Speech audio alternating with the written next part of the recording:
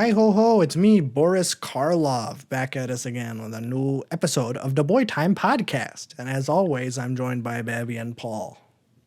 Me too. Oh, that was an interesting Not sound. good. I don't know why that intro was like a slog to get through this time. Usually I'm bouncy on top of it, but it's a lot of words to get through. I think I just had a realization there at the beginning of the podcast. That's okay. Welcome. It's officially spooky month. It's October, first episode of October, and we're gonna be doing something a little different, or I am going to be doing something. I was gonna say, I was not aware of this. Yeah, I'm going to be doing something a little different for October. Going to do a horror marathon in celebration of Halloween and all, just the lead up to it, I suppose. And so I figured, we usually take this week by week. I just watch whatever I want to and then I talk about it. But I think sometimes that limits how I can talk about it because I'm worried about spoiling things.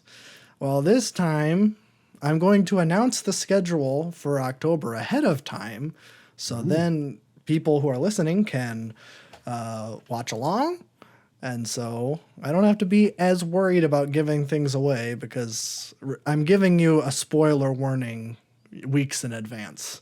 And in fact, next week we are going to be taking off because I'm going to be in Albuquerque. So we'll not be able to record. So you can. Theoretically, I could, but I Me and don't. Paul got it. If you guys want to record, that would be fine. I leave the podcast in your trustworthy hands, but I have a feeling that's not going to happen. You heard that, guys. He's Probably done.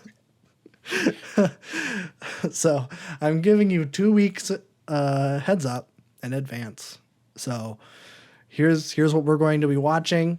It's going to be 5 weeks of scheduled programming, which does mean that technically it will bleed into November because I'm taking a week off, but that's what we're dealing with.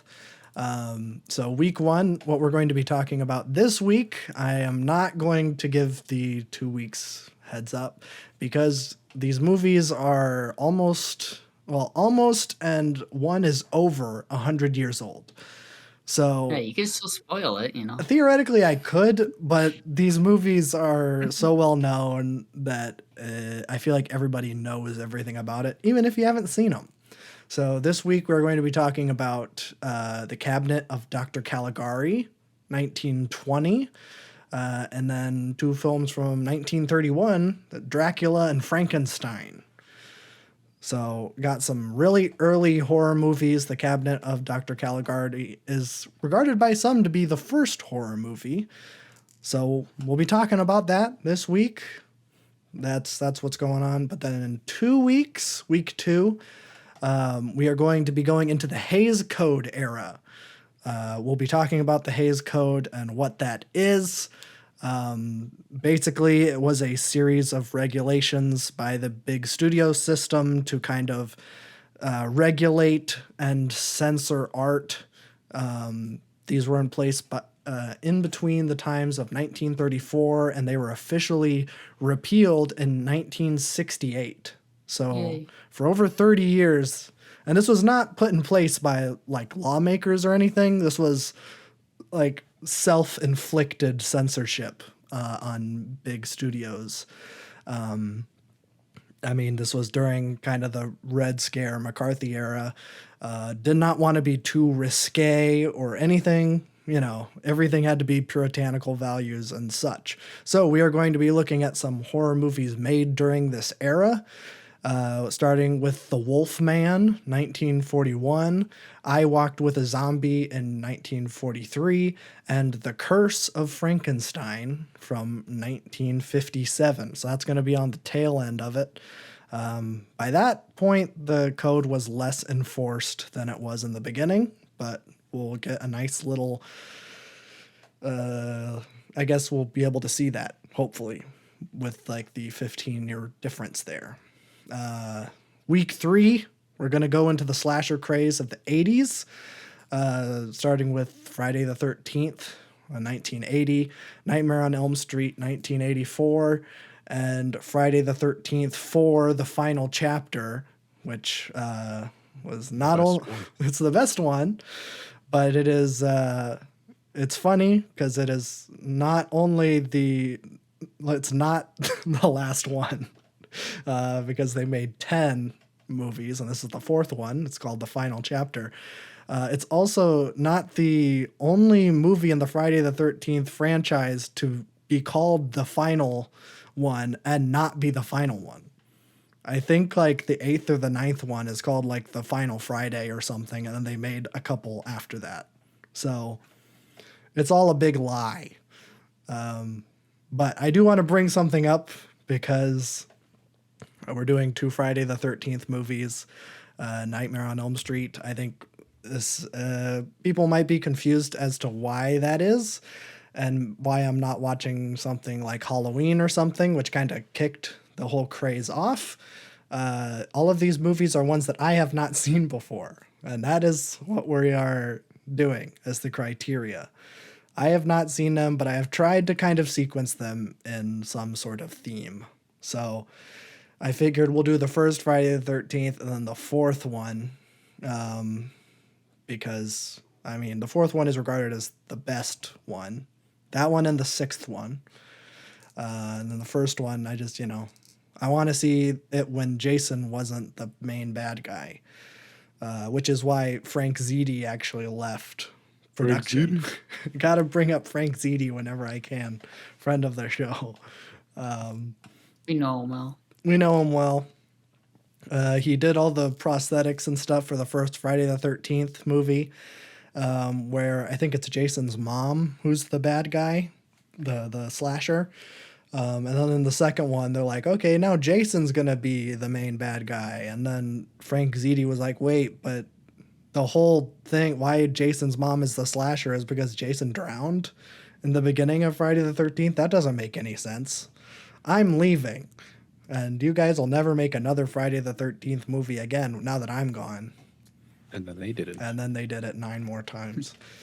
But Frank Ziti did come back for number 4 because he wanted to kill off his creation. So they did it. They killed him off, and then he stayed dead. That's the crazy thing. And then Nightmare on Elm Street, I feel like that's just a blind spot for me. I should have seen that by now. Classic. It's a classic. Week 4, this is the one I'm least looking forward to, but I'm just going to get all of these movies out of the way. It is the Jumpscare popcorn horror era. So we are going to be watching Paranormal Activity from 2007, Insidious from 2011, and The Conjuring from 2013. Let's go. I hate jump scare horror.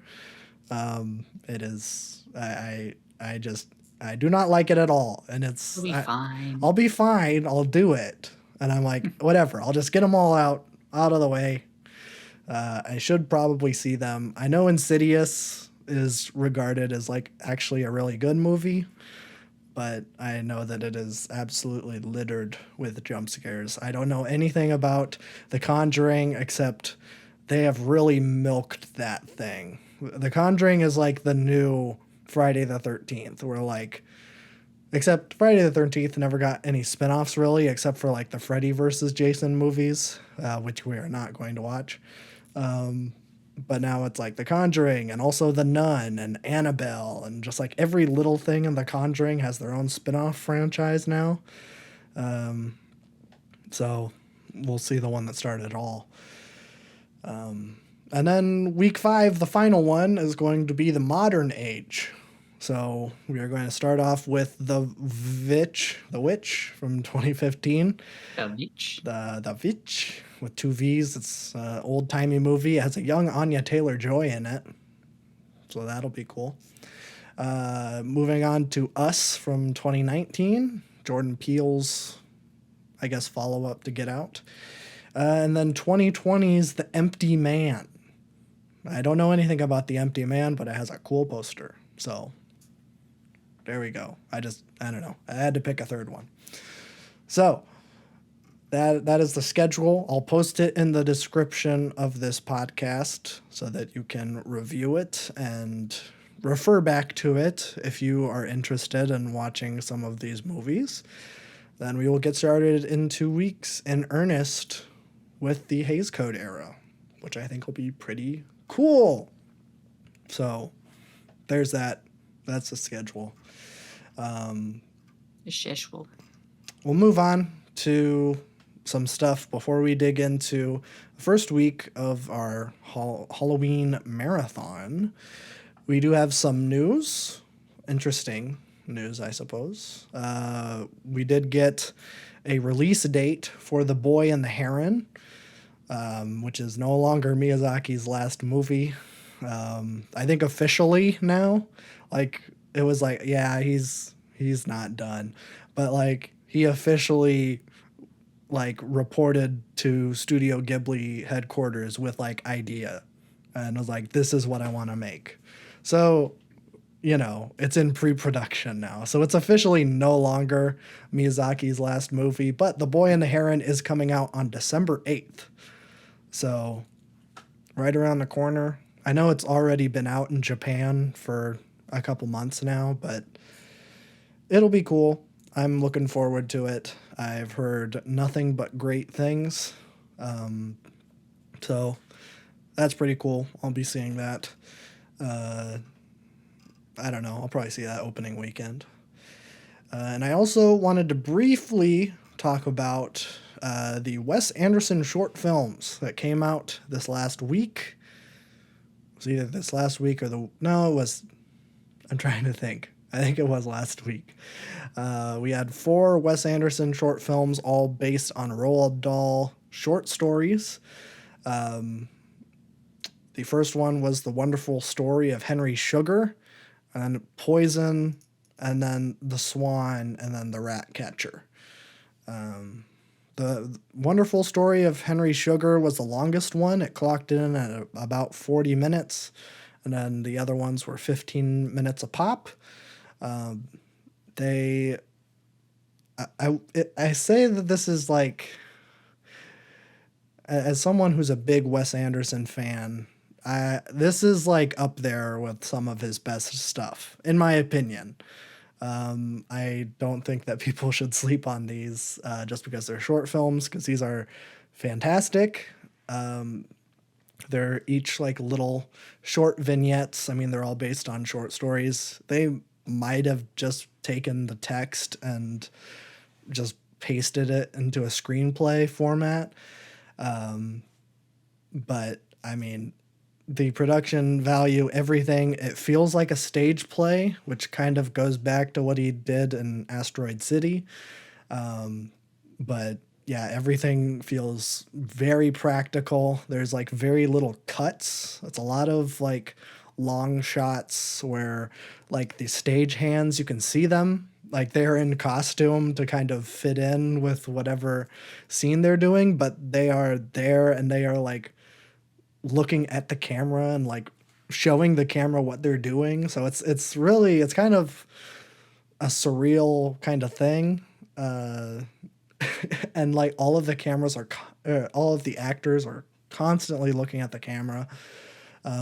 Whenever they are like narrating, I guess what the story, what is actually written on the book, they're looking directly at the camera. Then whenever they are giving dialogue, they're looking at the other characters, which does make for really weird parts where like a character will narrate and then say something and then finish with "he said" and then have to quickly look at the camera and then look back at who they're looking at. It's a weird kind of balancing act, but I thought that it made for some really great Wes Anderson, kind of pretty shots. What you're gonna get, a lot of good production value. I will say, and I need to get out in front of this. I have been I don't want to say an avid hater of Benedict Cumberbatch, but I think I would say that. I have gone on record and said that he is the most overrated actor working in Hollywood right now. I still think that is true because I have not seen Benedict Cumberbatch give a performance that is not Benedict Cumberbatch being weird, quirky Sherlock type guy. Because and frankly, I have not seen enough stuff with him in it. But like, it's just like, oh, he's just being a weird, like off-putting guy who's like too smart for his own good. Okay, that's Benedict Cumberbatch. That's just all he is to me.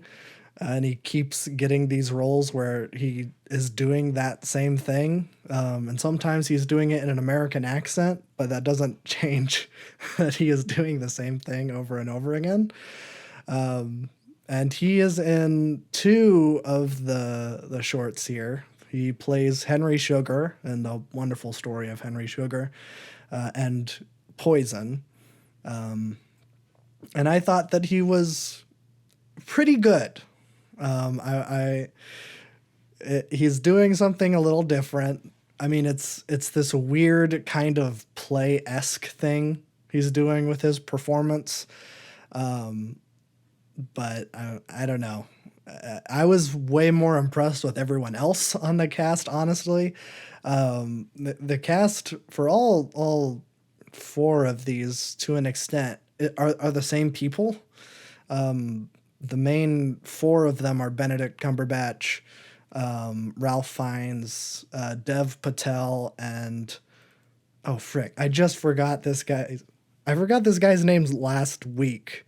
Oh, Ben Kingsley. That's it. The guy who played Gandhi. He's also in Shutter Island. I couldn't remember his name.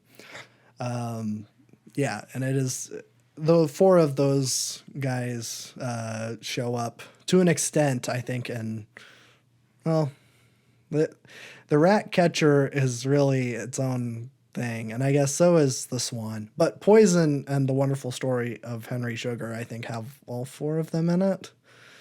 I think. Well, Ralph Fiennes is in all of them because he plays Roald Dahl. So, and Roald Dahl is in all of them to varying degrees. Sometimes he's just in one shot and he says one line and then the story moves on. But yeah, I will say I was thoroughly impressed with Dev Patel's performance. I have not seen a lot of stuff he's been in. I've seen the film Lion that he was in, which is, I remember it being pretty good. And he was, I think the big thing that put him on the map is probably he was in The Green Knight, one of the best posters of the 2020s. But I have not seen that. So I've not seen a lot of his stuff, but I was very impressed with him in The Poison and Wonderful Story of Henry Sugar.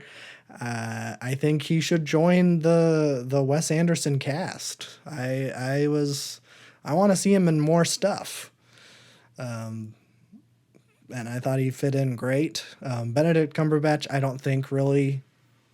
I mean, I don't know. I don't really see him becoming a regular in the Wes Anderson thing, but Dev Patel like fit in perfectly. So yeah, I thought it was great. And it was also great seeing Ralph Fiennes and Wes Anderson get together again because he was obviously I guess one of the main characters in Grand Budapest. He was like the main concierge guy. So it was nice seeing him again in a Wes Anderson movie, and he is in here all over the place. I think he's in all 4. So some great stuff. They're all on Netflix, so I would highly recommend it to everybody. I would say that The Rat Catcher is probably the weakest one. My favorite one is Poison. So, but I would say probably watch them in the order they came out. Not that it really matters, but I don't know. That's the way I did it, and I felt like it had a pretty good arc that way. So there you go. I just wanted to talk about it because I'm a big Wes Anderson fan. and I was very excited for these 4 short films. So there you go. Watch it now. Or not now.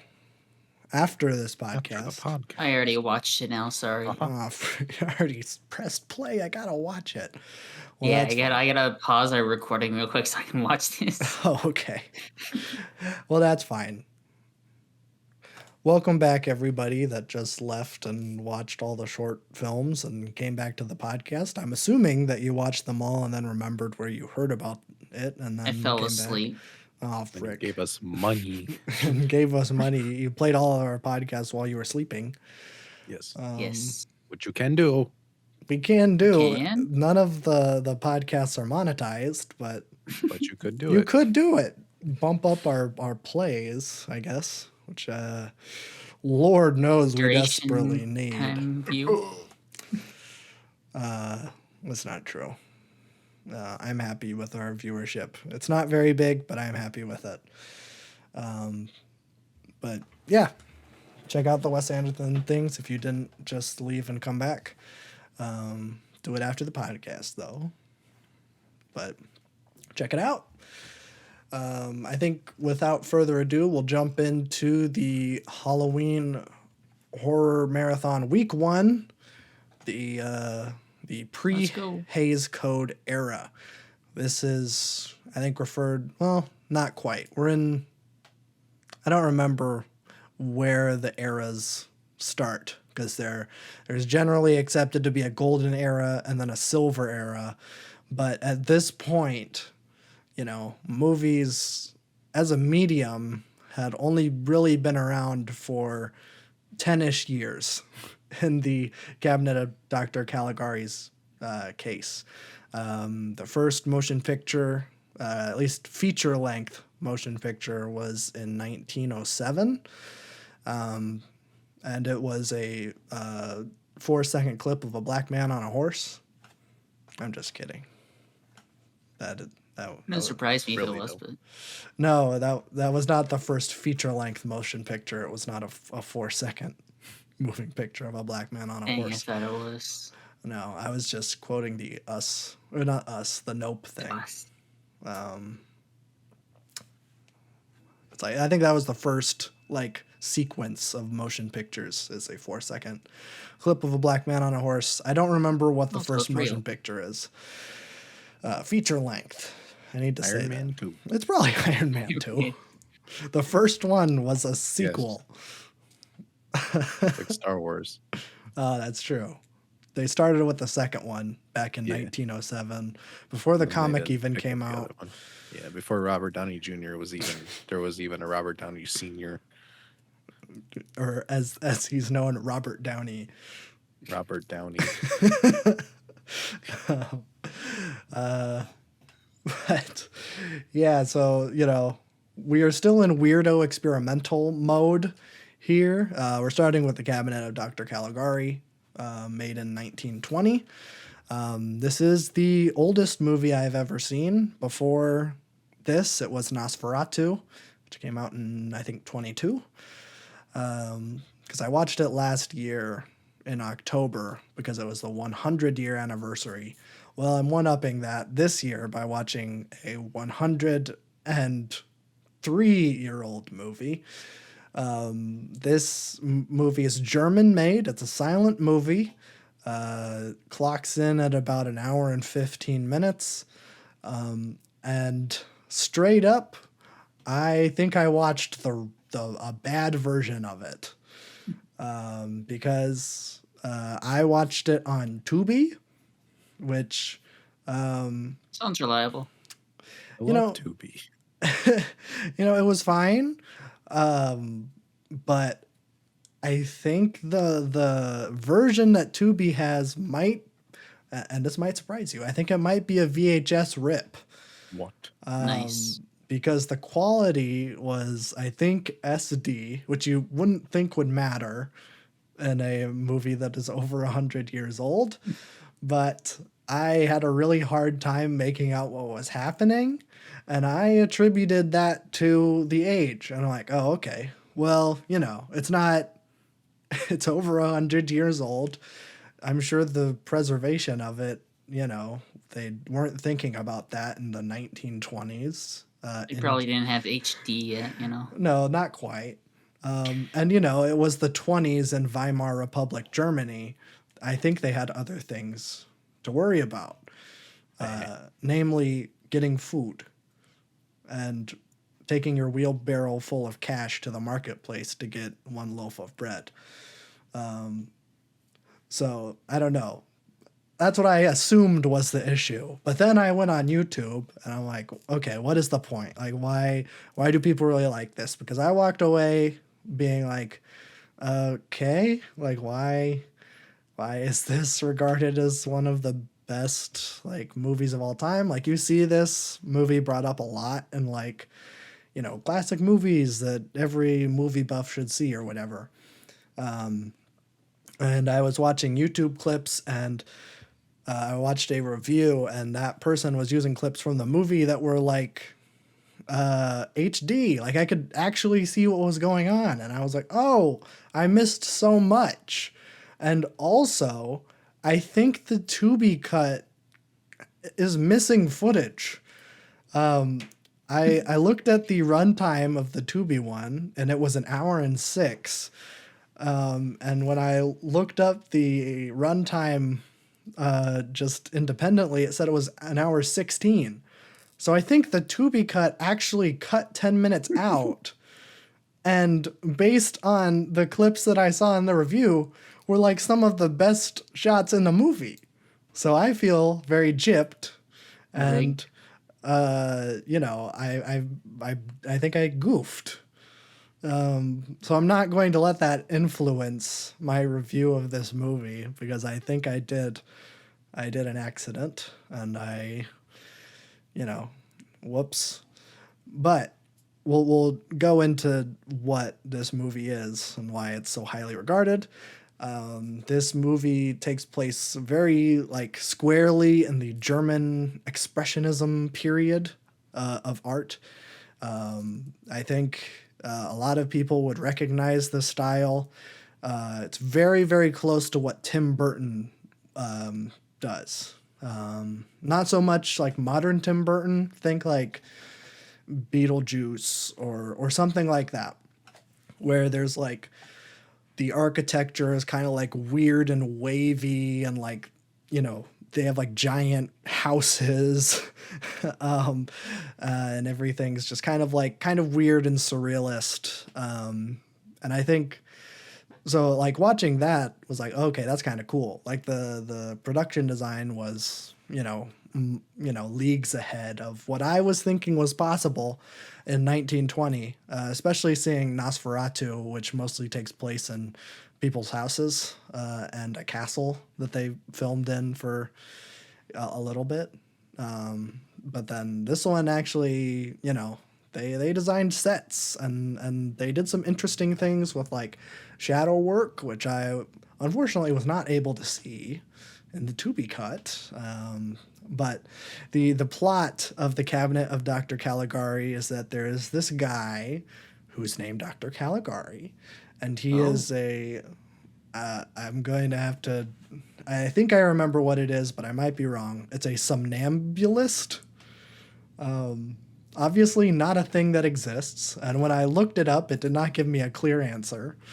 But based on the review I watched, he is a guy that like hypnotizes people while they're like sleepwalking. So, yeah, the only thing I could see when I searched somnambulist, it was like someone who sleepwalks. I'm like, that's not what's happening here. So basically, like Dr. Caligari, he has like a person that is like in a box and they're just like asleep. And then he like opens up the box and then he can like command where this guy goes. And so he uses his talents as like a sideshow and like a carnival, and people will ask the guy who's sleepwalking, some prophecies or whatever. Like one guy's like, when will I die? And then the sleepwalking guy whose name is Caesar is like, you're going to die tonight. You won't be alive by the time the sun rises. And then the guy who asks like, funny joke. I'll still be alive. But little did he know that Dr. Caligari had a trick up his sleeve, and basically anyone who asked him a question, he just sent Caesar over there and killed him. So that's where like the interesting kind of shadow play comes in, where it's like it'll be like there's just a shot of the wall, and then you like see like the shadow of Caesar like with a giant knife, and he stabs a person, which was not in the Tubi cut. So I'm very salty about that. But so that is the general plot. There are some big twists and turns. I think this movie is kind of known as being a twisty movie. I don't want to give too much away because I did not give a warning for these in advance.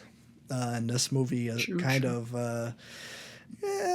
rests on twist. So, yeah. Although to be honest,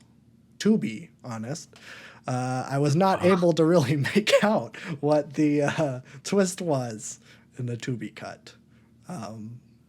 Really, frankly, I should have just went on YouTube, because there are entire cuts of the movie on YouTube for free, and they look better than the Tubi cut, and there's no ads. Because the movie's over 100 years old. It's in the public domain. Like, I really should have just went on YouTube. But whatever. It's fine. So that was the first movie. I will say, unfortunately, this was my least favorite one that I watched. I've never really liked silent movies. I've seen a couple.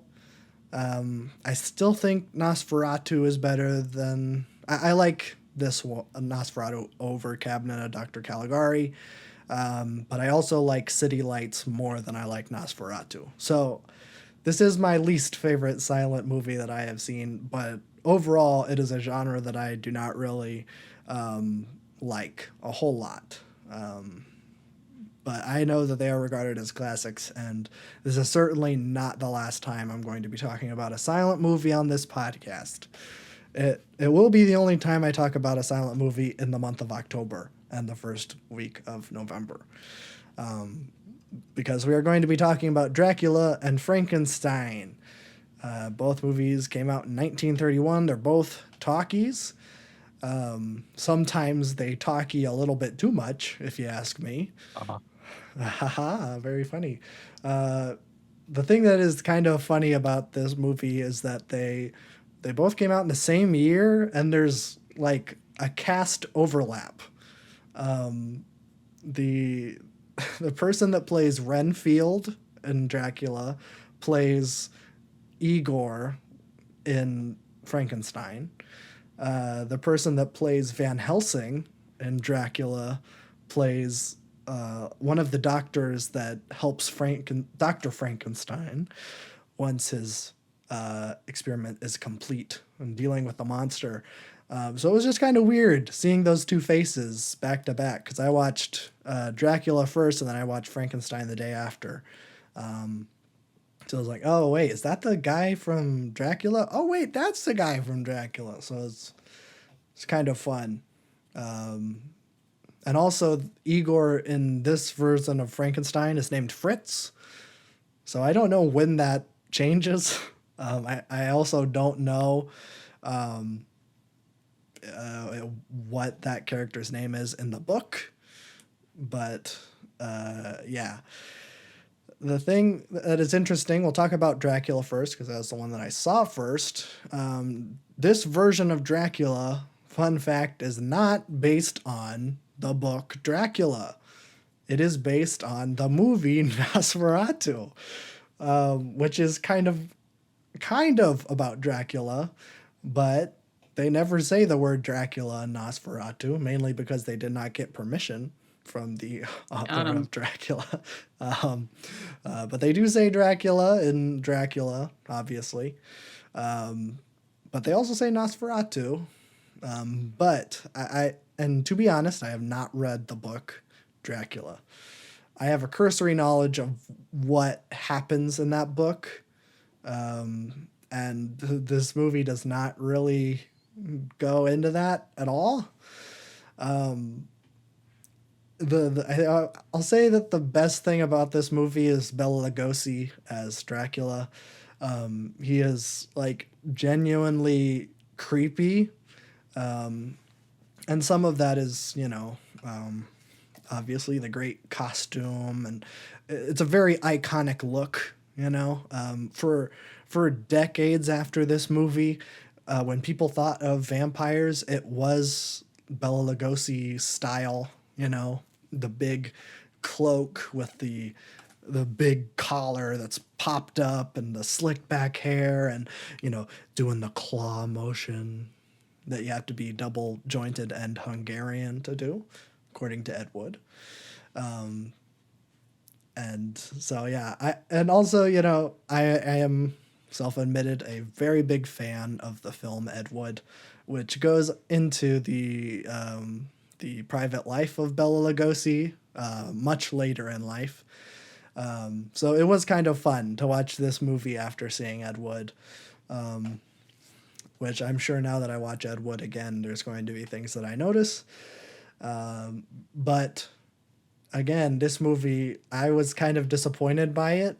There's a lot of talking and a lot of like, we need to stop that Dracula. He's a vampire. Well, you're a man of science. You don't know what a vampire is. Those are kids' tales. And like, no, I am a scientist and I know that Dracula's a vampire because I didn't see him in a mirror. Scientist. And they're like, oh, no, that's fake. And it takes for a lady to get sucked sucked all her blood out. And they're like, okay, maybe Dracula is a vampire. And so, it's just kind of lame. The movie, it's not great. It really is. The entire thing is based on Bela Lugosi's performance. And to be honest, he's not in it enough. He's in it for like the first 20-30 minutes, and that's the best part of the movie, when we just get to see Dracula be really suave and lure people in and like be very charming. Like that's the best stuff in the movie. And that's where Bela Lugosi really shines. And then about a third of the way in, it completely shifts focus, and it's like, now we're going to focus on Van Helsing. And I understand Van Helsing is very important to the story of Dracula. He's, the vampire hunter that eventually kills Dracula. And, obviously he's got to be in it. But then he becomes the main character, and Dracula just becomes a big bad monster. It's like, no, that's lame. I want Dracula to be like the main guy, which maybe I need to watch some newer iterations of Dracula. I know Francis Ford Coppola did one, Bram Stoker's Dracula. Unfortunately, it has Keanu Reeves in it, giving the worst English accent maybe ever portrayed to film. Which, I mean, this is like right off the coattails of like Bill and Ted. So it's like really weird seeing like young Keanu Reeves trying to do a British accent. Not that Keanu Reeves these days can really pull off accent stuff. He's just always kind of Southern California guy. But yeah, especially then it was like, it's bad. I recommend, if you have not seen any clips from Bram Stoker's Dracula, just search Keanu Reeves Bram Stoker's Dracula, and there's a barrel of laughs there for you. But I know that Francis Ford Coppola stuck more closely to the book. The book, I think, is like a series of journals based on the very little I know. It's like based on a bunch of like different characters' accounts. And maybe I'm wrong because I've not read it, but that is what I've heard. And so, yeah, not really. This movie's based on Nosferatu. And frankly, Nosferatu did it better. I mean, that creature design is scary. It scared the living lights out of me in that SpongeBob episode, I tell you what. True. Which I saw behind the scenes footage. Apparently they actually got a guy in that costume to do that. which I don't understand why, because I'm pretty sure I remember that shot. And when I was watching Nosferatu, I'm like, oh, he's reaching for the light switch, which of course wasn't a thing. And well, it was a thing in 1922, but it was not in the castle in Nosferatu. So I don't know. And that may have been a goof where it wasn't actually from the SpongeBob episode, but I think the SpongeBob episode like recreated the entire thing. did they really? Yeah, Oh, which hey, is pretty impressive. that's very extra. Yeah, it is, but Maybe they just couldn't get the rights for Nosferatu. maybe. And so they're like, well, we have to go around and do a cover of it, as it were. Yeah, I don't know. But, you know, Dracula, I feel like it is kind of required viewing. You know, but I wouldn't say it's particularly good. But, you know, if you're into movies, you should see Dracula. But what's interesting, I think I would like even more is that I know that Dracula, at least this version of it, was a stage show before. And Bela Lugosi would go around and tour to all sorts of like different cities, and they would just do Dracula. And that might be cool. I would have loved to have been alive during that time just to see Bela Lugosi live as Dracula. That would have been really something. But, you know, can't Maybe do one that day. anymore. He died of morphine overdose. Classic. Classic. I don't know if he OD'd on morphine or if it was like he died because of morphine. I don't know. Like later in life, he was a drug addict, and because of that, all of the studios like, that's bad for business. So then he wasn't really in movies, which is why he was in Ed Wood movies, really bad Z tier level stuff, which is it's sad because he's really good in Dracula. So yeah, maybe we'll see some of Bela Lugosi later, not in this marathon, I don't think, unless he shows up in the Wolfman, which I don't think so. But who knows? I might be surprised. But yeah, that's Dracula. Frankenstein, on the other hand, slaps. This movie's awesome. I love Frankenstein. Honestly, maybe not a big fan of like the Frankenstein mythos. I think earlier this year I reviewed the it was like a 2000s version of Frankenstein where they like did like a transhumanism thing where it was like a modern retelling of it, and it was weird, and like the Frankenstein's monster was like acting like a baby the whole time, which I guess is probably accurate to what an artificial life would act like, especially if they were never educated. But yeah, I just thought it was weird. It was a weird movie, and it had the lady from The Matrix in it. Back another Keanu Reeves reference. Uh-huh. It all ties in together. But Frankenstein, 1931. I don't know. It's gonna be a hard one to talk about just because I feel like everybody knows everything about it. It was almost like comical watching it where I'm like, oh, this scene happens. And then literally the next one's like, oh yeah, that I've seen that before. And then, oh yeah, they all get their torches and pitchforks and they all run off into the night trying to find Shrek Swamp. they all go to Shrek Swamp. This is the part where you run away. I've seen this. I know this. I will say that, I don't know if this is a Mandela thing or if it was just never really this pronounced, but the "It's Alive" scene, he never really screams it. At least in this movie, I don't know. Maybe in He The Bride whispers of it. Frankenstein. No, he's like, "It's alive! It's alive! alive." It's alive!" But he never really says, "It's alive!" Like you've seen parodied so many times before. And maybe, that's probably for comedic effect to have that, Probably. exaggerated a bit. But but he just kind of like says it over and over again. The weird thing about this movie is that, yes, Frankenstein's. I'm just gonna call the monster Frankenstein. I know people nitpick and like, actually, it's Frankenstein's monster. Shut up. You know what I'm talking about. If I talk about the Dr. Frankenstein, I'll say Dr. Frankenstein, but I'm gonna call the monster Frankenstein. So if that bothers you, then you can leave. Frankly, I don't want your business. Not that you're giving me any business, but I wouldn't want your business anyway. But yeah, like Frankenstein, like when he wakes up, you know, it's weird because like the Igor character named Fritz immediately just like starts whipping him and like taunting him with fire. And I'm like, why? Where did this come from? Why is this character just like torturing this thing? They've been working for months, assumedly, you know, digging up bodies and cutting down hanged men, stealing brains from, you know, sciencey places.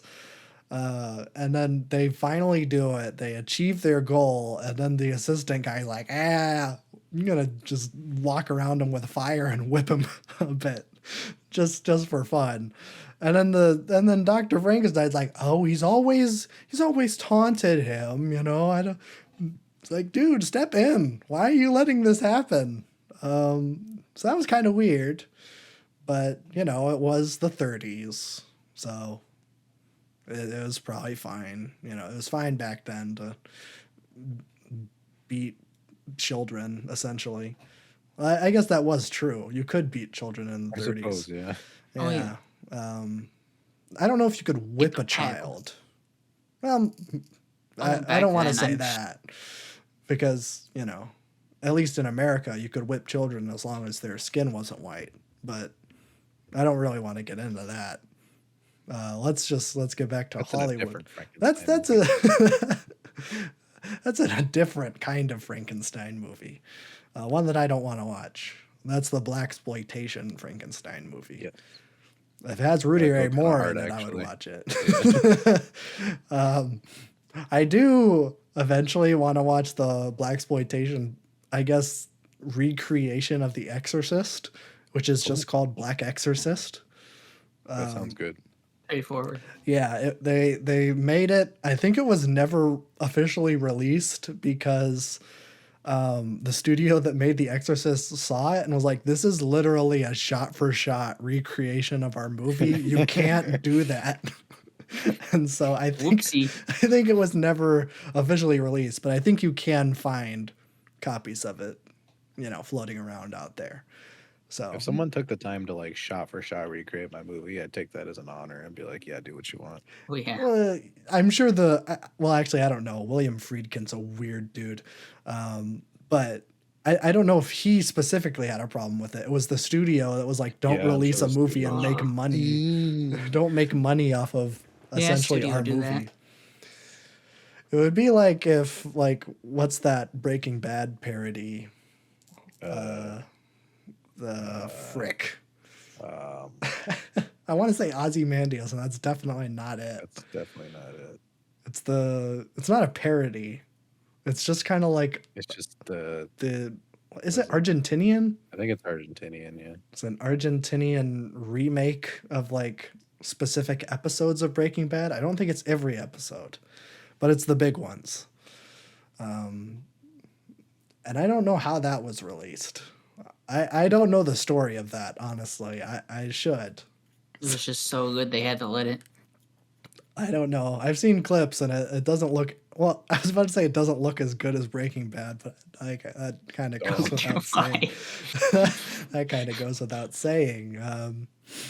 But yeah, so Black Exorcist, I do need to see it eventually. Especially since I love The Exorcist so much. I would be interested to see what the blaxploitation version of that is. But I guess back to Frankenstein. It was just like every single scene, you know, it was like, oh, it's alive. And then the monster breaks out. And then the monster finds a little girl. And then there's like a moment of humanity where like the entire movie, the Frankenstein is viewed as the bad guy, just a big monster with the strength of 10 men. And suddenly, he finds a little girl playing by a lake, and they have fun throwing flowers in the lake. But then, takes it to a little too far. He throws the girl in the lake Oopsie. as an accident. Common mistake. They Honestly. were having fun, like they were Nice throwing mistake. flowers on the lake, and the girl was like, "See, they float. Isn't that cool?" Frankenstein's like, "Yo, I bet that would work with you too." And so he chucks her in the pool.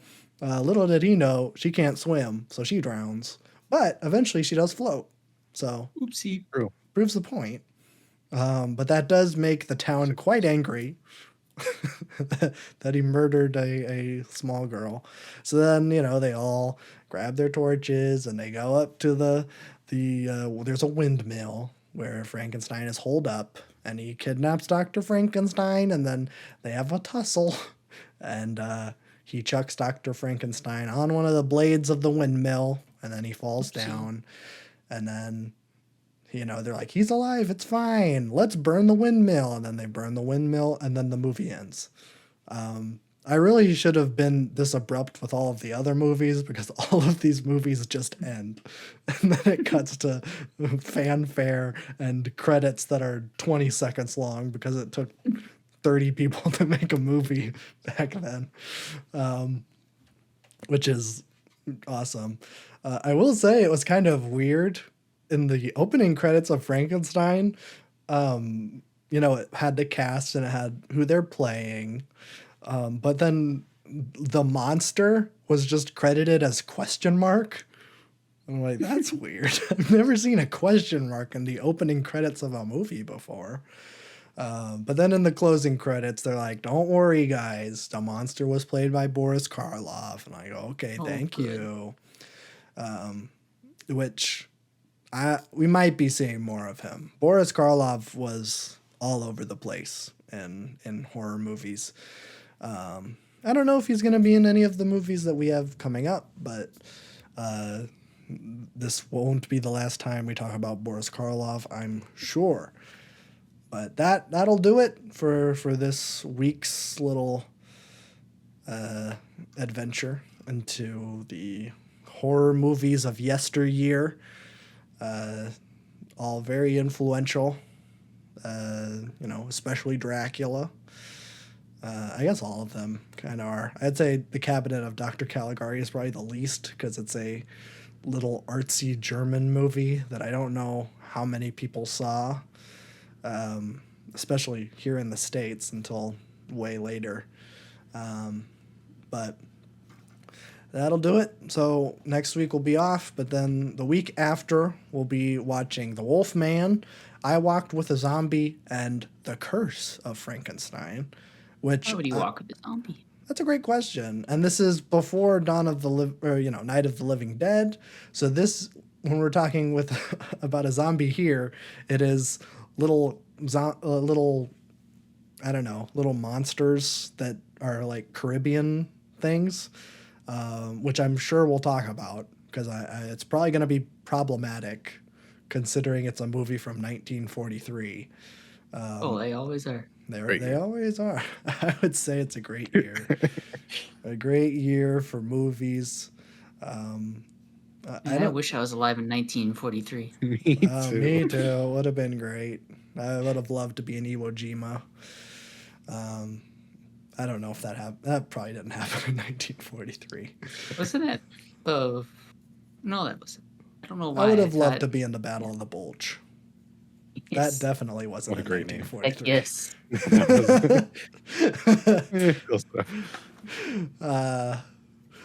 But yeah, so those will be the movies that we're talking about next time. So if you are interested in any of those, we will have more, spoiler discussion.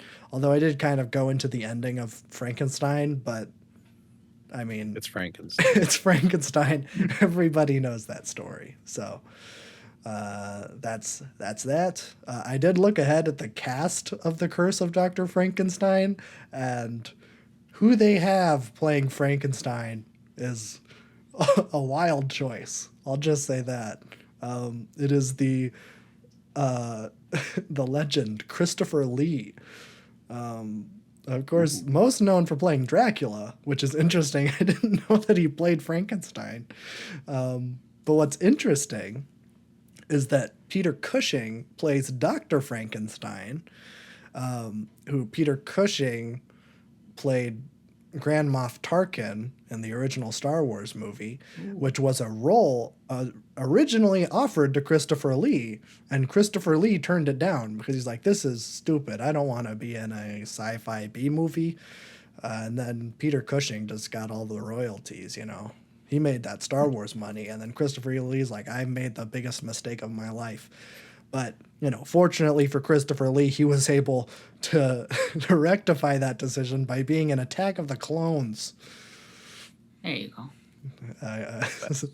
So, you know, maybe not the best decision making. But, you know, back in the 50s, he was a true force to be reckoned with. So we'll see him as Frankenstein in The Curse of Frankenstein, which is, I don't know if this is going to be a paranormal twist on the story. It's a weird title. I was originally going to do The Bride of Frankenstein, but I think that came out in 1933, which would have been before the Hays Code came out. So, unfortunately, it just missed the criteria. And also, there are a bunch of movies that I really wanted to include in this marathon, but I wanted to keep it succinct and keep it to 3 movies a week because I don't want to watch more than that. Frankly, watching 3 movies a week is going to be a struggle no matter what, but I'm going to try to do it to keep with the marathon. So there you go. That's it. That's it for me, I think. We're going to toss it on over to Babby for music and possibly propaganda. Music. Yes. Always propaganda. Always propaganda. But as always, take it away. Sometimes music. Yeah, not always, but Yes. We have one big old monster Mondo release this week, but I'll talk about some smaller stuff first. I think we'll talk about King Gizzard right away. I listened to those 3 songs. Cool. I didn't. Oh, okay. Because I'm like, this is half the album. Oh, it is? Yeah, there's 7 songs on the album. Oh. So I'm like, I'm going to wait. Okay, I did not know that. And from the sounds of them, it's going to be one gigantic song because everything flows into each other flawlessly. Oh. So, yes, I did notice that. yeah. So maybe a reaction to that, possibly. I don't know if I'm going to like it. I thought you were going to like this one quite a bit. Well, okay, I was really into Thea, or whatever the first one is. That's the only one I listened to. I'm like, oh, he's going to dig this. I really liked it. And then the Silver Chord is kind of like, okay, I see what they're doing. It's more techno. And then the set is like straight up like dance house techno. And I'm like, that's not really my scene. But, you know, maybe I am a King Giz fan. Yeah. But I did hold back because, like, as soon as I started, I'm like, I looked it up and I'm like, there's only 7 songs in this, and they just gave us 3 right away, which is an interesting decision. So I'm waiting because I want to just groove the whole thing. But I love retro synthesizers, and I'm definitely into this move, going from straight up metal right into techno, because why not?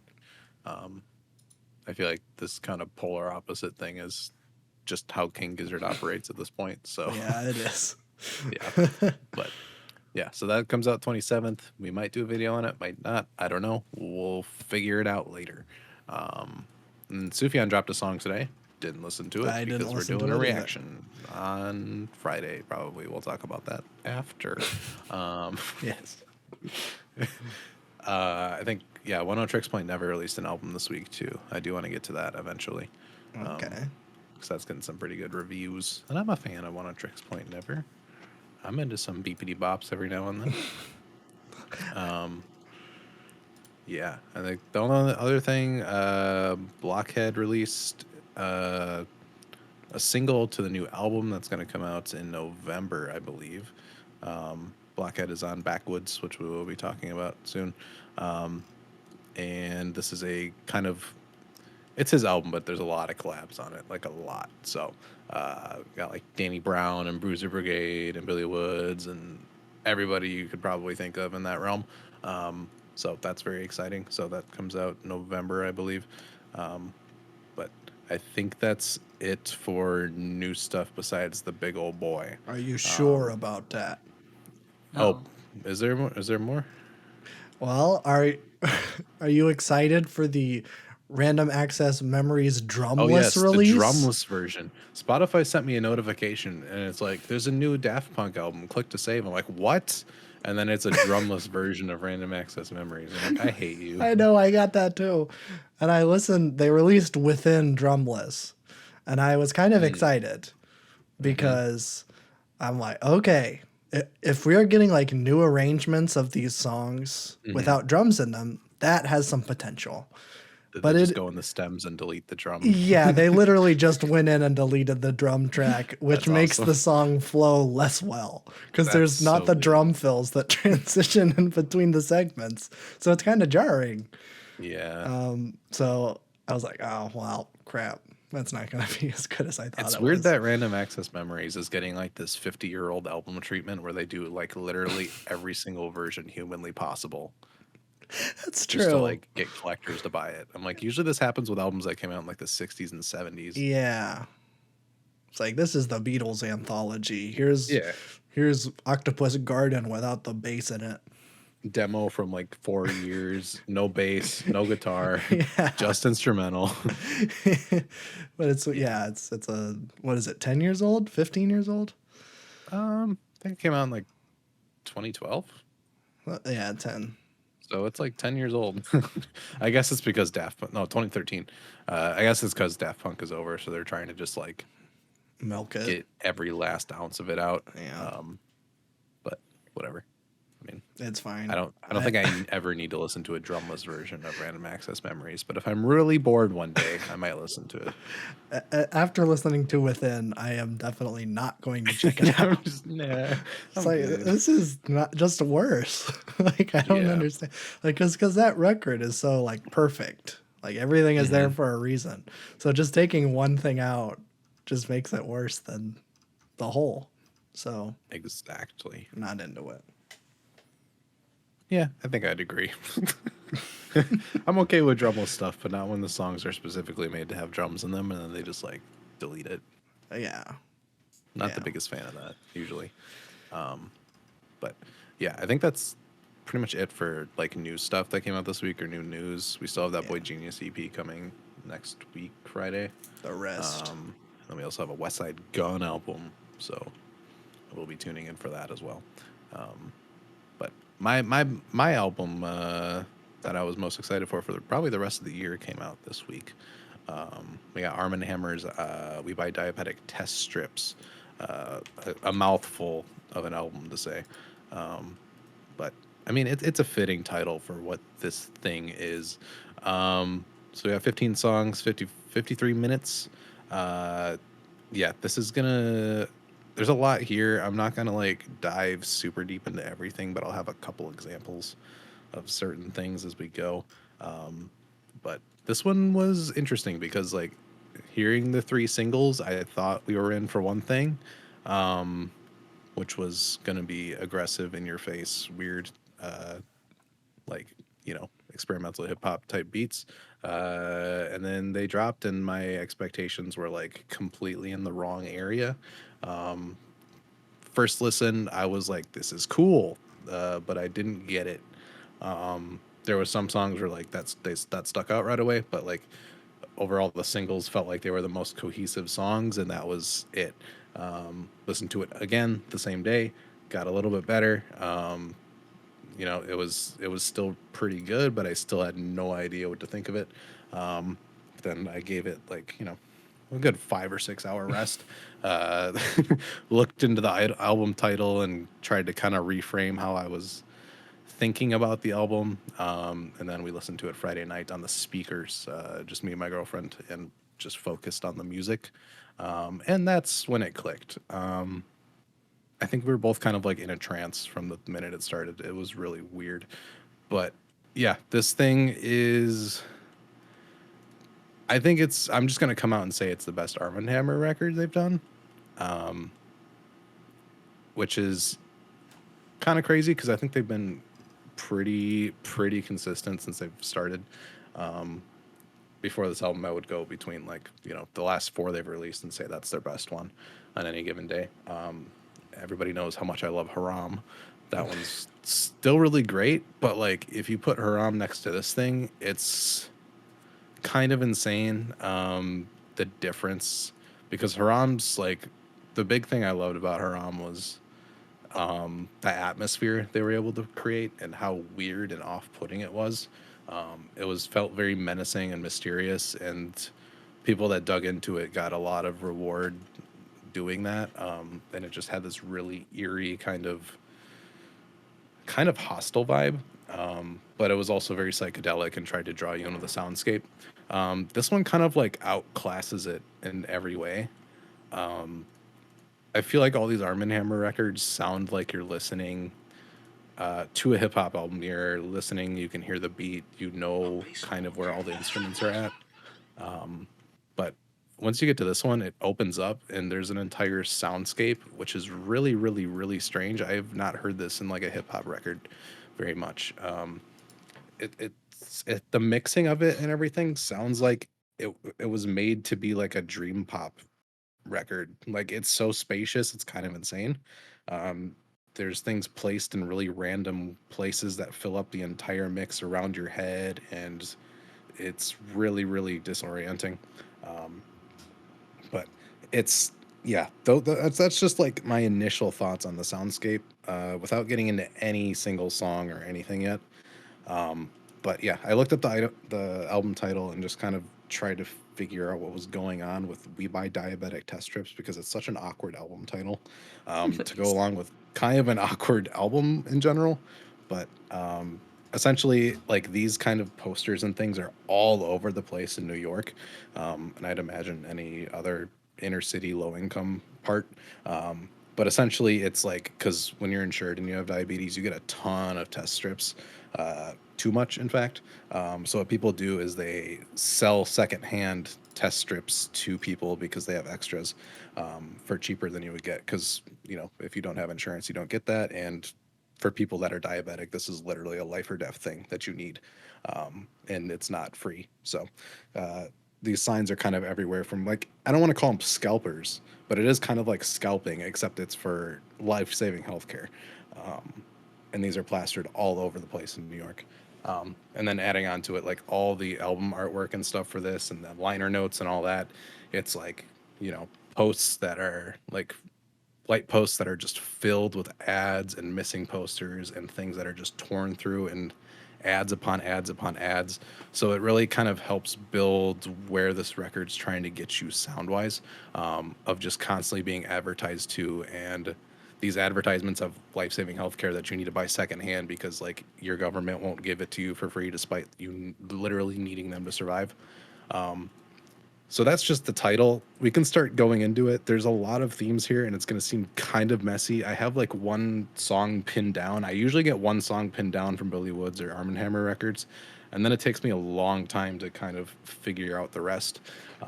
I've probably listened to this album 6 or 7 times already, and it came out Friday. So I'm still definitely deep in this thing, which is great because that's what I want in music because it keeps me coming back. But we can start off with Landline's opener.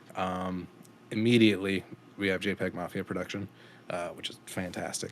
But it's backwards dial tones and phone like sounds from like old phones, landline phones, mobile phones, everything. It's really disorienting. Like it's a good intro because it kind of dives you into where you're going, but at the same time, it's like, okay, whoa, slow down. You have background vocals, you have random loops going on. And I don't know if I won't go into lyrics too much on this one, just because these guys go so quick usually. especially a Lucid.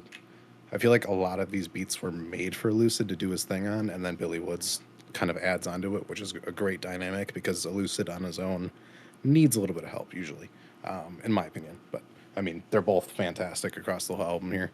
But yeah, the beat, it's we don't get a normal, quote unquote, normal beat until about 20 minutes, 15 minutes into the album, which is awesome, but also like, okay, this one requires multiple listens. Some albums do that, and sometimes people roll their eyes when, they're like, you need to listen to it multiple times, man.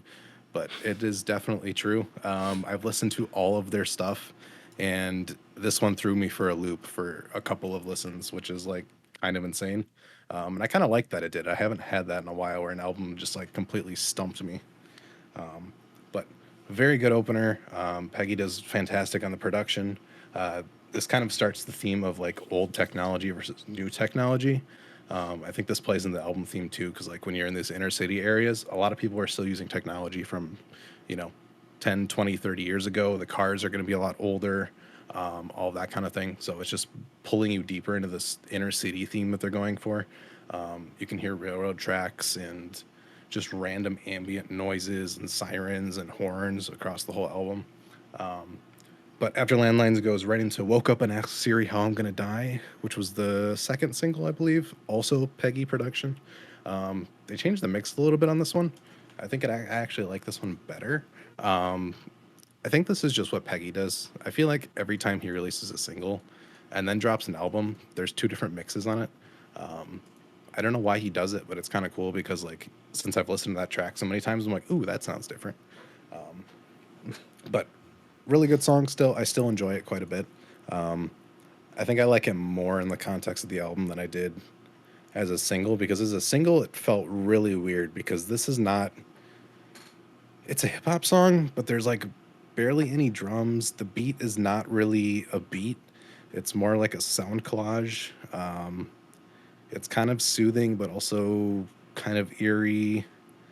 It's really hard to explain a lot of these beats because it's so outside of the realm of what you hear usually in hip hop albums. This is the first track that kind of starts almost like an ambient soundscape to it. It's really, really, really weird, but I mean, weird is the best way to describe this record overall. But there's so much here. Yeah, so I did talk about the single a little bit, so I'll move on from there. Track 3 is the flexible unreliability of time and memory. Man, this whole album is just a mouthful. It's like a Sufjan record. It really is, which is kind of cool. I like it. It's this can be seen as very pretentious if you like listen to this once and don't dig into anything, and then you just stop. So I'm not gonna try to be pretentious, but at the same time, I'm gonna be. I know I am. But this beat starts with like really low bass, and it has a flute on it. This is the first time we hear the players on this album. They have an entire like band of actual instruments, live instruments they recorded for this record, which is really cool. I think it adds such a big depth to it. Despite a lot of these beats being really glitchy and obviously fully digital, you have these like really nice moments of flutes and several like woodwinds and a guitar and live bass that come in. It's like a really, really, really good juxtaposition. The album sounds like something that would come out of like Def Jux, New York hip hop in the '90s with LP and all them. Because I don't know, it just gives that kind of classic hip hop vibe, but it's in every way not a traditional hip hop album in the slightest. But track 3, it kind of those flutes kind of go for a while. Elucid does a fantastic verse on it. Some background vocals kind of come in, and then the beat just switches on a dime. And this is the first time we actually hear somewhat drums on the record. They are hidden and backwards, and the flute is still the star of the thing.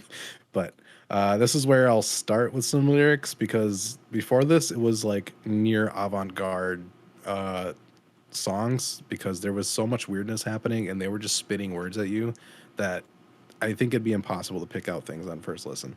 But most of the lyrics are going to be Billy Wood's lyrics, of course. I feel like I know how to read him a little bit better than Elucid at this point. Elucid speaks in like, wizard spells. It's Latin. kind of hard to figure out. Yeah. I don't know. There's some like medieval feeling about some of his lyrics. He's just really, really strange, but it's really good. But yeah, we go to Billy Wood's verse. I think one of the best sequence of lines on the album. I'll just try to do it and then explain it. So he's talking about, I suggest you leave the police sketch half drawn, like you realize they describe in Allah, which is just funny. But the line is, the choice was Kevin Samuels or Dr. Umar. Gentlemen, the choice is yours, but I assure you Jimmy Baldwin not coming through that door. Choose the ball or the sword. Liquid pour my cup runneth over. I still feel poor. Yeah. Oh my God. I heard this for the first time. I'm like, what on earth are you doing? So essentially, Kevin Samuels is, I think he's like a weird manosphere guy, a black manosphere creator. And the manosphere is this whole new wave of Andrew Tate type people where it's just like blatant misogyny and Sigma grind set culture and all the worst things you Yikes could crowd. think about that. Yes. And then Dr. Umar is like a black supremacist who's like anti-race mixing and anti-gay people. And I don't think he's quite like a black Israelite or anything. I'm not too sure, but I know that he's a big yikes of a person, and a lot of people make fun of him, and it's kind of funny. Um, it's like one of those things on Twitter when you like see someone with like a white woman, and then the comments are just like Dr. Umar being like, yeah. So he's Interesting. essentially saying the choice was Kevin Samuels or Dr. Umar. So it's like, here's the current role models online that you're seeing through your screen, and they're both like awful people. And then he says, but I assure you, Jimmy Baldwin not coming through that door. And then Jimmy Baldwin is he was an American writer in like Civil rights guy. Yes, exactly. Yeah. Very tight close to that. And had some, great poetry and writings and stuff like that. So I don't know, just that line connecting like to modern day. Woods is weird because I feel like he's not very online, but at the same time, like this is an extremely online bar, but it goes so incredibly hard. Yeah, comparing these two like so-called like black role models, both being pretty awful, and then like referencing Jimmy Baldwin, which I'm sure, or James Baldwin technically, but I'm sure a lot of people do not know who that is. Yeah, it's such a good line, and the flow he does it in over this instrumental is just godly. Yeah, it's such a weird way because usually with hip hop albums, I can kind of analyze and go through things, and it makes a lot of sense because I feel like everything is like, okay, here's how a standard hip hop track works, and we can just dissect these. But like the lyrics are amazing on this record, but the soundscape of it and the vibe that all these tracks give off is just something else. It's almost in a way how T-Pab works, where you have this fantastic jazz live instrumentation mixed with digital hip hop production, and then you have this amazing story and lyrics tied with it. It's kind of the same way here, except that story is like a David Lynch type thing, and you are just constantly whiplashed by like all these different styles and moods as you go across the record. It's still one that's like going to take a long time to kind of parse through and figure out. But track 3 is a big highlight for me. Track 4, we have When It Doesn't Start With a Kiss. Again, we actually have drums here. It sounds like a more standard hip hop track. We still have some really slowed down and reverbed pieces of the beat here. Elucid has this fantastic refrain. It almost has like this more cloud rap, more like floaty type style to it. I wouldn't say it's optimistic, but the sound of it is kind of uplifting. I will say Elucid kills it on this entire record. He does such a good job of matching any attitude on a song. And that's what makes a good duo, is because he's able to set a tone so well, and then Billy Woods comes in and just knocks it out when it comes to lyrics and like a lot of these beats are specifically made for it to switch up between these two as they kind of flow in and out of each other pretty seamlessly. So I don't know, it's insane. Um, I think we have some more. Yeah, we do have more beat switches on here. This one is one of the more striking ones because you have this more light floaty beat, and then it stutters and drops into like this really grimy digital hip hop beat, and Billy Woods just starts going off. Yeah, there's way too much to talk about, but like he's got lines in here where he does like things where it's like your catalog Black Abercrombie, and then he's like my crypto multi-layered pyramid scheme Ponzi. Uh, it's just the flow is relentless on this. The rhyme schemes are off the charts. It's kind of hard to describe. Um, this truly is one where it's like you kind of just have to sit down and listen to it and not do much else because there's so much happening that it would be kind of hard to listen to it in the background, which I think is why I was struggling my first couple of listens because these soundscapes are so intricate and complicated, and at the same time you have two of like the hardest to read rappers out right now constantly going bar for bar back and forth. It's overstimulation in the best way when you're in the right setting for it. Um, After that track, we have I Keep a Mirror in My Pocket. The mirror here being a phone, kind of Black Mirror style.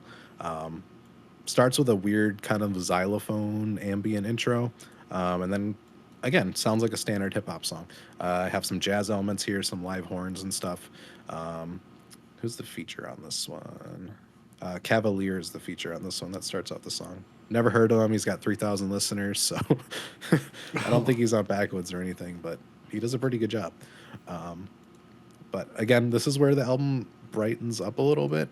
This is one of the more listenable tracks, um, which is still weird to say because if you put this on any other hip hop album, it's going to be like, whoa, what is this? Um, but I love the jazz on this one. So good. Elucid has a fantastic refrain that's been stuck in my head. He just says like, "Don't invite me to your house. Ask me to remove my shoes, and your floors ain't clean." Like 4 times, and the way he says it is just like, "Yep, that's just." He just says lines sometimes, and they get stuck in your head, and it just feels good. Um, but really, really, really good on that one. Then we go into Trauma Mike, which was the first single. I still absolutely love this song. Um, the kind of like banging on trash cans and stuff intro onto it. It's pure noise rap, if that's even a category of song. Um, it's in your face, it's aggressive. This is why I thought the whole record was going to sound like. I'm kind of glad it's not, but this is such a good song. Um, Again, lines that stick in your head. Billy Woods starts his verse, all against all my brother in Christ. There's no I in team. Uh, he does these like really weird meme cultural references, and then he just digs into the most obscure like historical nerdy stuff you've ever heard in your life. And that's the kind of contrast I love from these guys overall. But moving on from there, we got track 7. I'm gonna call it Blocked Call. That's a good move.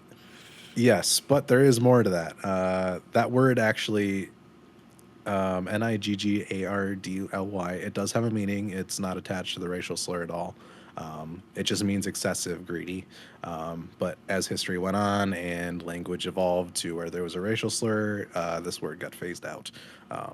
So this is not actually anything connected to the word. I could technically say it, but I'm not going to do that because that's really uncomfortable.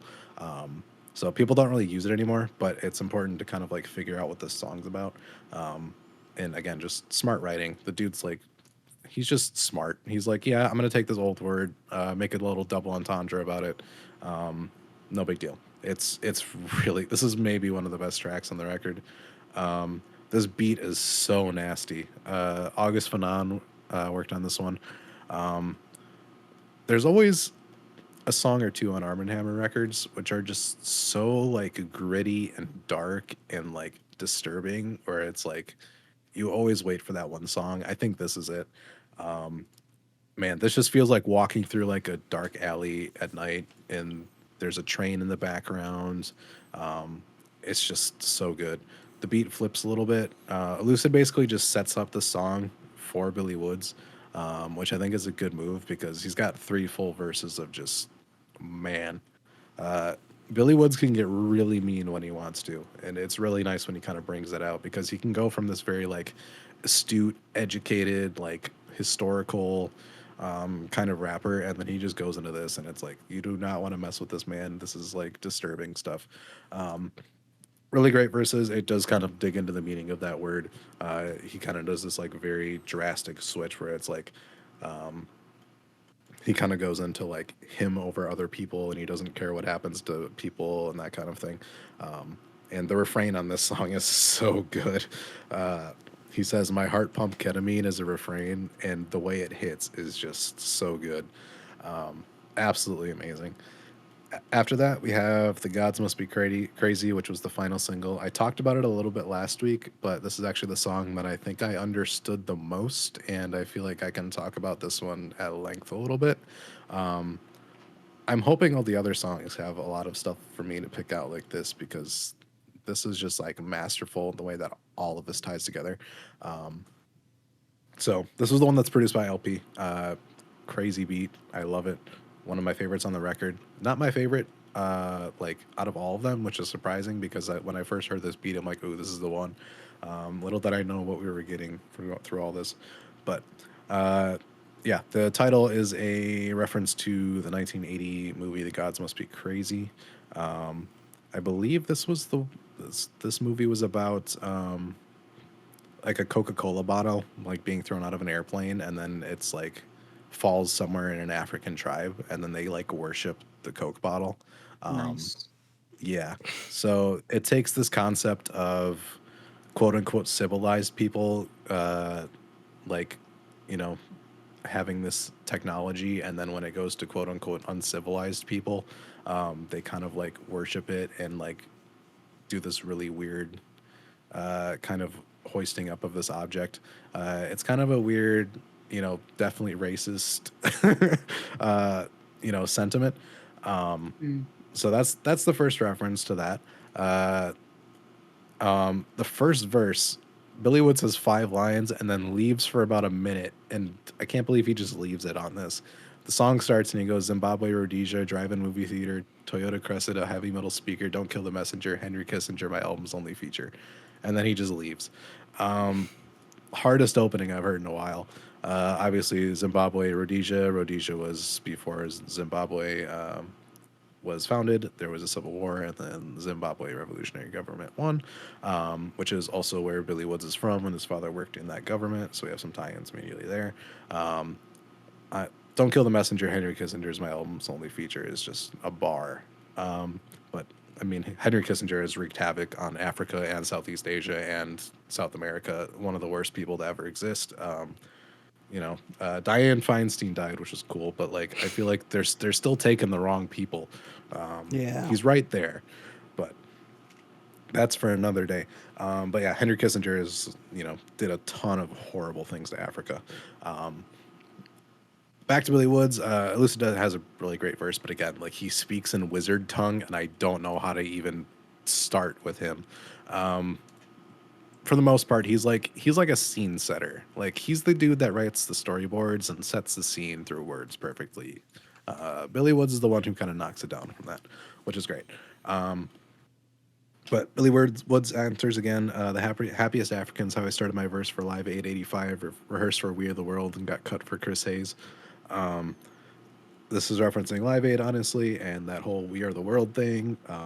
Live Aid was, obviously, I think most people know what Live Aid is, that gigantic benefit concert that had a whole bunch of really, really, really famous musicians, most of them being white,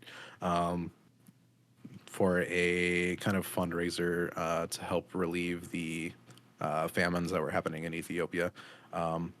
So again, we start with this, the title of the track, referencing a movie that has a really dodgy concept of, quote unquote civilized people civilizing uncivilized people. And then you have this reference to Live Aid, where a whole bunch of white rich musicians did a concert to raise money for a famine. And then obviously Billy Woods has the joke of him rehearsing his verse for We Are the World, but then he got cut for Chris Hayes, which is like the whitest man in general for being a guitarist for Huey Lewis and the News. But yeah, it's again just a crazy tie-in in general right here. This also ties directly with Live Aid. That made me think of USAID, which is the U.S. Agency for International Development, or USAID, cleverly. This is a government agency, or I think it's independent agency of the United States government. But this helps for quote unquote civilian foreign aid and development assistance. Basically, what USAID does is they take any country that they're quote unquote helping and pump in foreign capital and rise up American supported businesses and that kind of thing, which then puts foreign capital in the nation, which makes it dependent on said foreign capital. This is how imperialism works. It's not just all boots on the ground stuff like a lot of people might think it does. It's inserting capital and then making that country dependent on said capital from outside. That's what happened in a lot of African countries. So tying that to Live Aid, I think, is a really, really, really smart thing to do. This you can see it happening in a lot of African countries. It's actually happening in Ukraine currently as that proxy war continues to go on. So we'll see how that turns out. Just a bad situation all in all over there. But this continues to happen to this day. This is a quote unquote humanitarian aid when all it really does is kind of like add another tentacle and control from the empire. So tying all of that together to Live Aid and all that. And then he goes, white women with pepper spray in their purse, interpolating Beyonce, illegal formations. Again, just funny. Yeah. I think this, some people say this is like referencing like a Hillary Clinton, like the Breakfast Club scene where she was like, I keep hot sauce in my purse for some reason, because that was like her really sad attempt of connecting with the black community. Yeah. Also Hillary Clinton famous for, supporting or basically like being one of the leaders in bombing Libya with NATO in the early 2010s, with Obama. So again, tying all of it together to imperialism on Africa and how it keeps it purposely underdeveloped. And then you have this funny little benefit concert where all these people are like, oh my God, pray for Africa, all coming from the country that kind of did this, meaning Europe and the US. Just beautiful tie-ins across this whole song. It's kind of ridiculous because on the surface you won't think that this song does that, because this song is just like a banger. This is the most playable song on the record. Absolutely insane. It keeps going. Billy Woods goes to verse 5 and he starts with the rock pays and scale diagrams, coke out the sky, rocks big as your hand, a Gulfstream 5 that don't ever land, CIA scams, revolutionary plans, overlapping Venn diagrams, overlapping. Man, I don't know. You have to hear the song to kind of the imagery that this whole verse paints is kind of insane. These are one of these songs where like I could picture the music video as I listen to it in my head. But one of the most like neatly tied up concepts of a song I've ever heard. Everything ties together perfectly. There's layer upon layer the deeper and deeper you dig into this thing. And it's a 3-minute song that most people will just be like, yeah, this is a banger, this goes hard. But that's the one that like I was really connected with and was able to kind of like dissect a little bit. It's just absolutely incredible. After that, it does not stop the craziness. Y'all Can't Stand Right Here is the next track. This is crazy. This features Soul Glow, which is 2 people, I believe, which are like I think they're a punk group.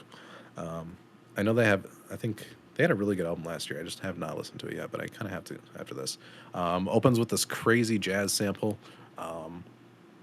The BPM on this must be crazy. I don't know how anybody raps over this, but absolutely crazy. Billy Woods goes insane right away. His first lines are, past my own crime bill. It said if you scared, go to church, you could still get killed. Life's hell. Oh my God. Goes into this whole stockbroker rant, and then a court case where he's like balaclava on the judge, gold fronts looking like West Side Gun that Piggy squealed. They're adding a lot of humor into these things. This song is so insane, you just have to listen to it. There's too much in here. Yeah.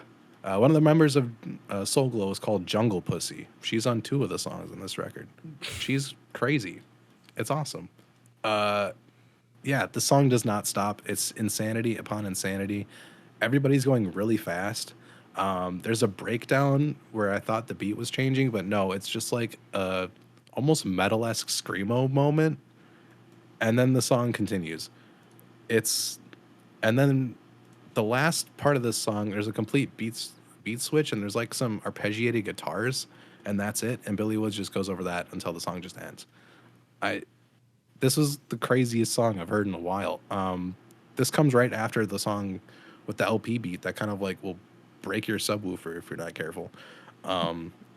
Crazy, crazy, crazy, crazy.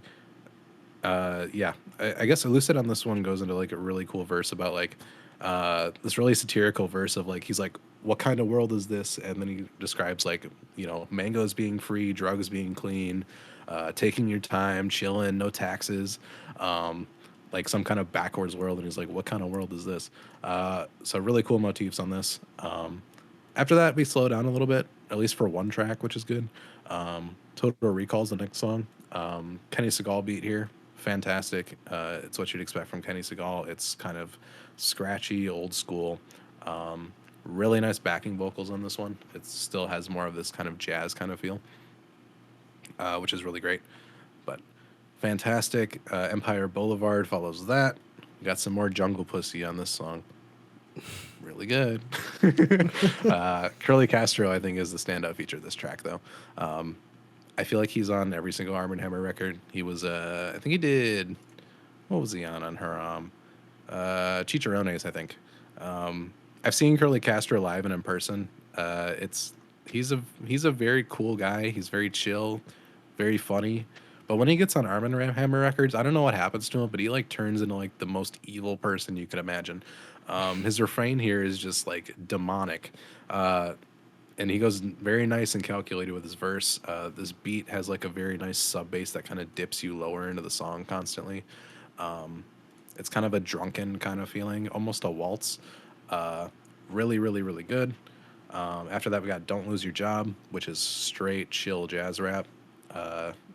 Man, this one is like, this is where we start hitting these transcendent, almost ambient, relaxing parts of a record that has, at this point, been really insane. Really, really, really good. Again, more Billy Woods quotables. Break up weed on one phone, FaceTime on the other. Break up with me, I'm a G, I stay friends with your mother. That's been in my head for a while. Really, really, really good. Pink Sifu has a verse on this song. I think he did the chorus on Trauma Mike. Pink Sifu I'm a big fan of. He has like this really, really, really eccentric kind of way of a vocal inflection. But really relaxed on this one. It's just like some crazy flute playing, a lot of live instruments on this one. Really good. Supermooned, we're back into Crazy Town. Man, DJ Haram did this beat, same as Trauma Mike beat, but they're completely different. I don't even know what this beat sounds like. It's hard to even describe it. It feels like when you drive through a tunnel in a city and the yellow lights are on your car, and then you go back out and it's like daytime. That's the only way I can think about it. I don't even know what that means, but that's what this feels like. Elucid carries this song. Man, he's fit for these weirdo beats. He's fit for this like weird, abstract, ambient type stuff. Both do really well. Billy Woods' like low delivery is like really nice on this beat as well. Gets even crazier with Switchboard next. I don't even know what this is.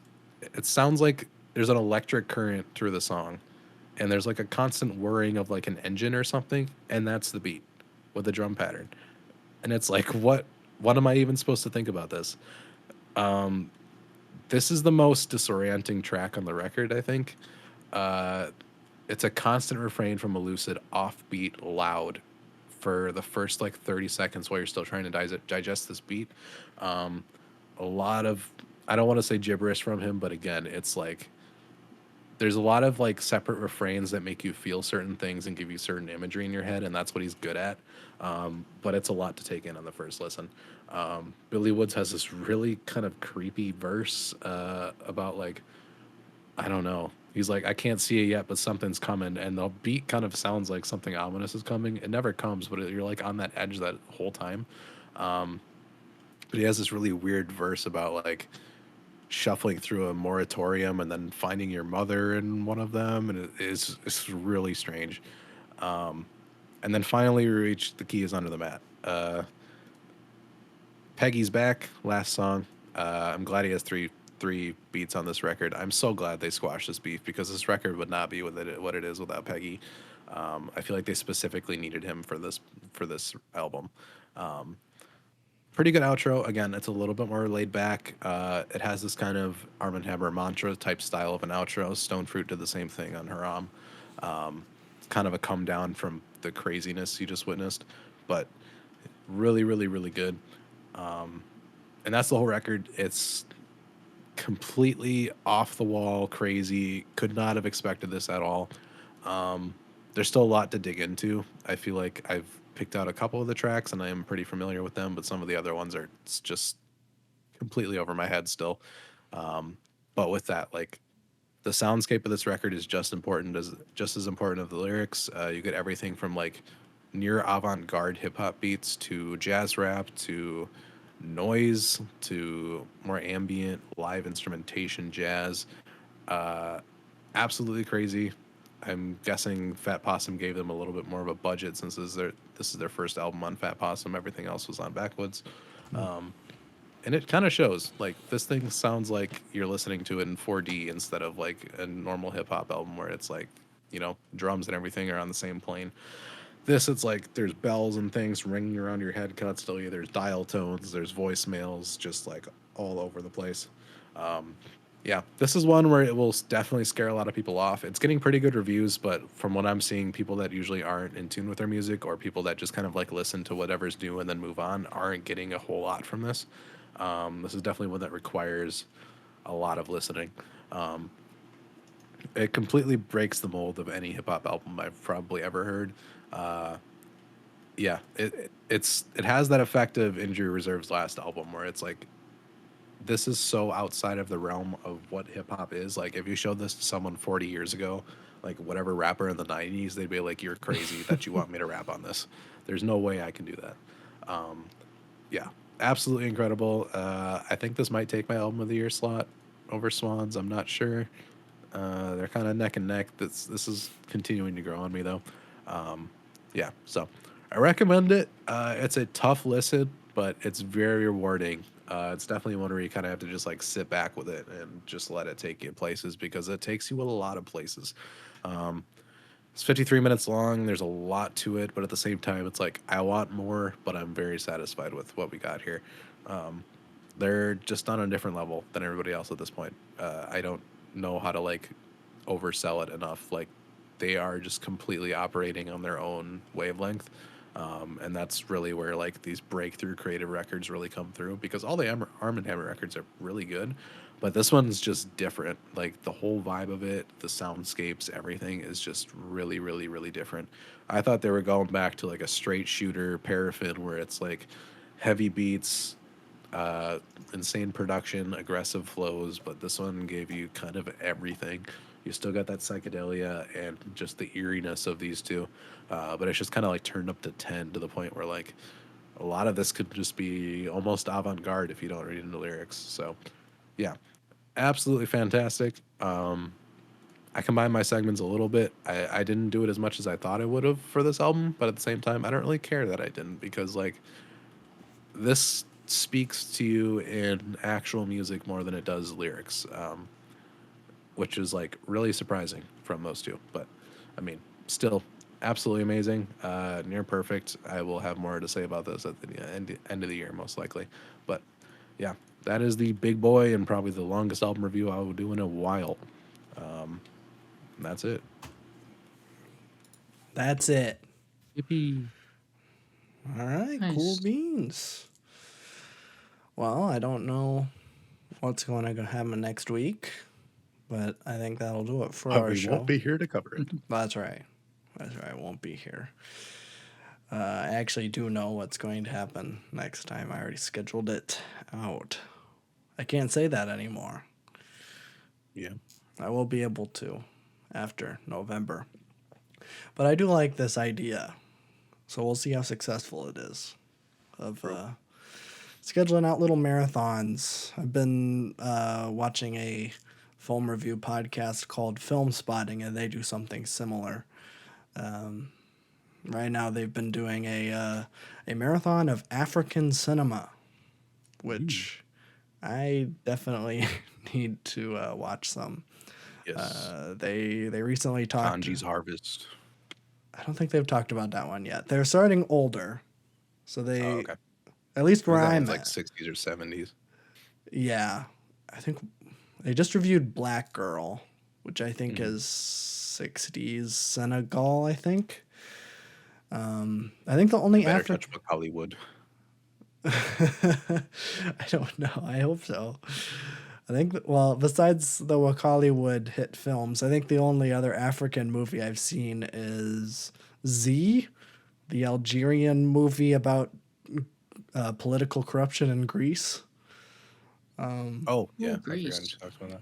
Yeah, about that one was the weird one that was like, I was kind of shocked because NATO was the bad guy. And it was a Which is movie true. that came out in like the 60s or 70s. I'm like, wow, this is like ahead of its If you're time. from That's Africa, crazy. NATO's always been the enemy, Well, that's true. And which is, this yeah, Algeria, I don't remember when they got independence. I think it was like in the 50s or 60s, right? From the somewhere French. around there. Yeah. Yeah. Which free is one word to put it. It's Independence. not, yeah. It's neo-colonialism that Yeah. started then, Yes. which is, yeah. Yes. They, Hey, yeah. I'm pretty sure they were given French citizenship if they wanted it, if I remember correctly. Yeah, I because I guess. would have loved to go to That's France. awesome. I think that's what Black Girl is about. From what I know about that movie, is it's about a woman in, I guess, Senegal that was a like a nanny to like a wealthy white family in Senegal, and while they were there, the like wife or the mom would like give the servant like really nice clothes, and they're like, hey, we're gonna move back to France, why don't you come with us, and then you can just raise the kids. And then when they go to France, then she's treated way worse, and all the nice clothes and everything, like she's required not to wear them because they don't want her to get any of the wrong ideas. Yeah, very like transformative, ahead of its time. Well, not really ahead of its time, but unfortunately of its time. 60s African movie. So I do need to watch that one, but maybe Battle of after. Algiers, except I don't think that's technically an African cinema movie. I'm not sure, and also I'm pretty sure that movie's like 3 hours long. Let me see. Oh, never mind. It's 2 hours flat. It is. Man, it has 4 languages attached. I don't know. Mhm. It's English, I French, think Arabic, Italian. I think it's Italian. Oh, is it? Um, Countries, Italy and Algeria. I don't know. I just know that one because it was so good that Revolutionary Movements actually took pointers from it because like it was too accurate in its showing of it. Oh, okay. Well, I do need to see that one. I think that one is on my list, Yeah. so I will see it eventually. Interesting. The poster says a most extraordinary film from the New York Times. Great.